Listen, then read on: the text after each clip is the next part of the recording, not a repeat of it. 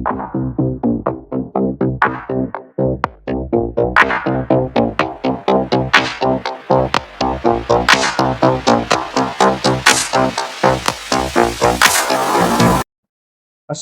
warahmatullahi wabarakatuh. Perkenalkan, saya Muhammad Fikri Al-Ghazali dengan NIM 17056622147.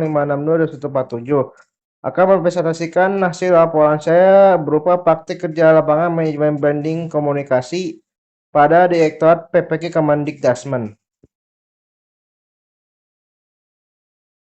Praktik kerja lapangan merupakan bagian integral dari proses pembelajaran di perguruan tinggi yang bertujuan untuk menjembatani teori yang telah diperoleh dari bangku perkuliahan dengan praktik yang ada di dunia kerja.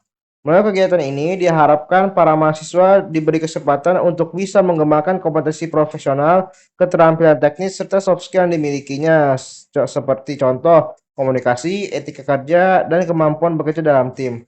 Pelaksanaan PKL di lembaga pemerintah memiliki nilai yang sangat strategis, karena mahasiswa dapat memahami secara langsung bagaimana berjalannya dinamika kebijakan publik, proses administrasi pemerintahan, serta tantangan implementasi program yang dihadapi yang bisa berdampak pada masyarakat luas. Di samping itu, keterlibatan mahasiswa dalam lembaga pemerintahan juga berpotensi memberikan perspektif baru dan inovatif dalam pelaksanaan tugas-tugas kelembagaan.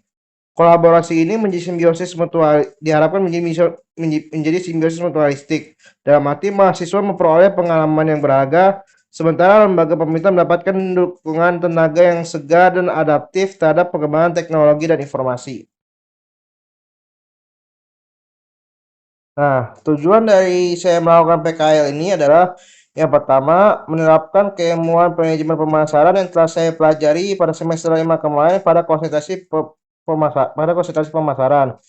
Yang kedua, untuk melatih kemampuan perencanaan dan produksi konten pada pribadi saya ini. Dan yang terakhir adalah bisa mempelajari bagaimana penerapan pemasaran pada sektor pemerintahan. Nah, manfaat yang saya dapatkan dari PKH ini yang pertama adalah meningkatkan keterampilan pemasaran yang telah saya dapatkan pada semester 5 kemarin pada konsentrasi pemasaran. Yang kedua, dapat menambah wawasan mengenai produksi dan distribusi konten. Yang ketiga adalah mengasah kemampuan komunikasi terhadap diri sendiri maupun orang lain. Direktorat PPG mempunyai tugas dalam melaksanakan perumusan dan pelaksanaan kebijakan di bidang pendidikan. Ini tentunya sesuai dengan amanat pembukaan UUD 1945 yang berbunyi mencerdaskan kehidupan bangsa dan negara. Program PPG merupakan inisiatif yang dirancang untuk membentuk tenaga pendidik yang profesional. Diharapkan dengan terbentuknya tenaga pendidik yang profesional itu mampu membentuk pelajar yang profesional juga. Kemendikbudrismen merupakan lembaga pemerintahan yang bergerak pada bidang pendidikan. Cakupan bidangnya meliputi SD sampai SMA. Nah, Kemendikbudrismen ini punya visi misinya nih. Ada 6 nih. Yang pertama adalah membentuk sistem kerja yang tertata dan terpola. Jadi di sebuah lembaga kemendikbudrismen itu tuh ada pembagian tugas dan divisi terhadap orang-orang tertentu sehingga terjadilah sistem kerja yang tertata dan terpola.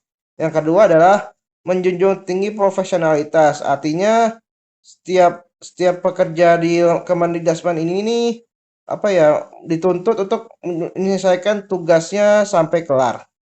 Yang ketiga adalah membentuk interaksi yang akrab dengan sopan, artinya interaksi yang ramah antara atasan dengan bawahan, tentunya dengan norma sopan santun yang ada. Yang keempat, menjalankan komunikasi yang terbuka antara atasan dengan bawahan, dalam arti si bawahan ini tuh bisa memberikan masukan yang positif kepada atasan sehingga bisa meningkatkan kualitas lembaga. Yang kelima, ini Kemendikbudrismen ini punya nilai-nilai yang menjadi pegangan dalam melakukan kinerjanya. Yang terakhir ada tentunya ciri khas dari Kemendikbudrismen ini yang membedakan dengan lembaga lain. Nah, terkait dengan pelaksanaan kerja, karena Karena pada semester 5 kemarin praktikan mengambil konsentrasi pemasaran, ya pastinya saya